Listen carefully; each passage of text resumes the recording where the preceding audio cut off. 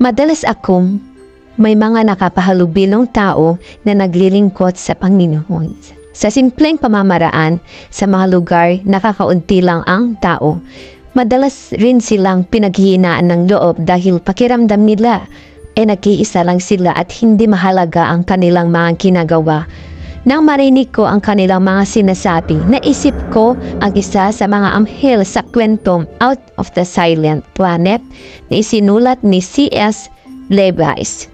Sinabi ng anghel na may batas sila na bawal pag-usapan ang laki o bilang.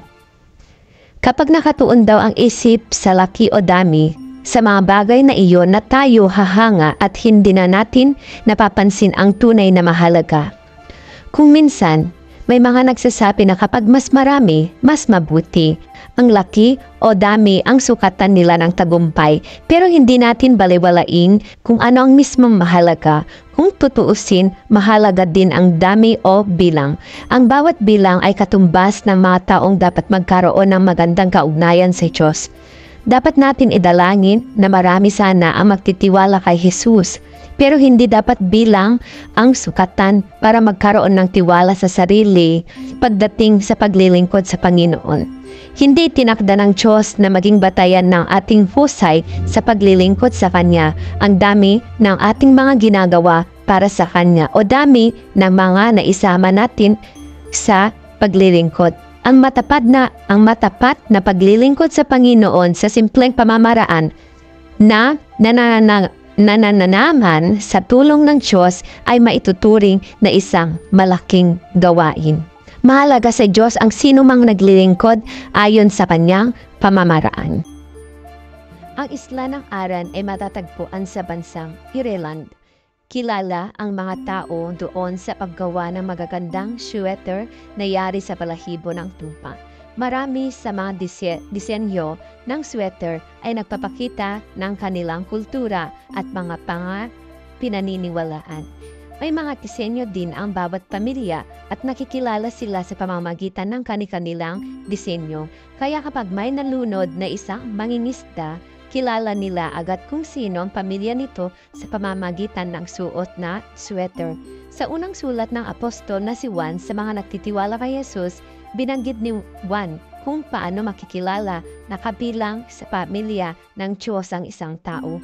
Tiniyak ni Juan na kabilang sa pamilya ng Diyos ang sinumang nagtitiwala kay Jesus sa pamamagitan ng pagsasabi na napakalaki ng pag-ibig ng Diyos sa kanila at tinatawag niya silang mga anak. Sinabi pa ni Juan ang pagkakakilanlang ng mga anak ng Diyos. Ang umiibig sa kanyang kapwa ay anak ng Diyos at kumikilala sa Diyos. Dahil nagmamahal ang Diyos, dapat nakikita sa buhay ng mga nagtitiwala kay Jesus ang pag-ibig na tulad ng sa Diyos.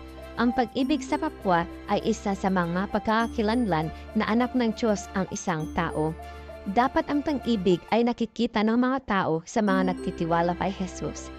Panalangin, Ama naming Diyos, turuan niyo po kaming umibig na tulad ni Jesus para makita po ng iba ang pag-aaruga at pagmamalasakit niyo sa kanila.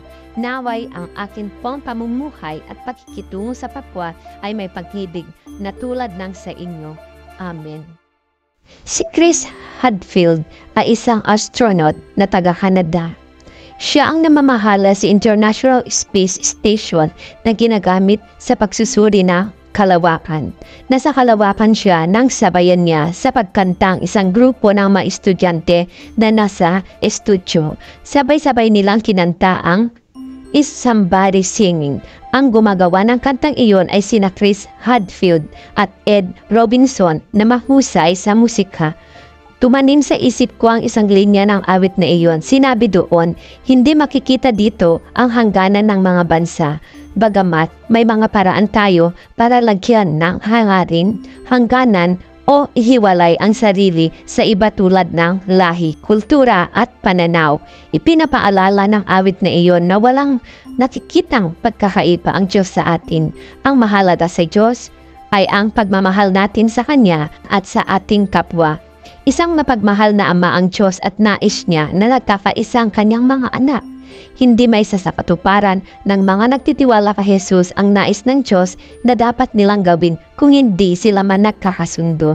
Isang gabi bago tako si Jesus sa krus, idinalangin niya sa Diyos na sana'y maging isa ang mga tagasunod niya tulad nilang dalawa ng Diyos ang pag-aawit at paglalarawan ng pagkakaisa. Sa pamamagitan ng pag-awit at ay nagpapakita tayo ng kapayapaan o pagkakasundo na ipahayag din natin ang kapangyarihan at kaluwalhatian ng Diyos sa pamamagitan ng pag-awit. Hindi nawawala sa uso ang pagkanta ng papuri sa Diyos.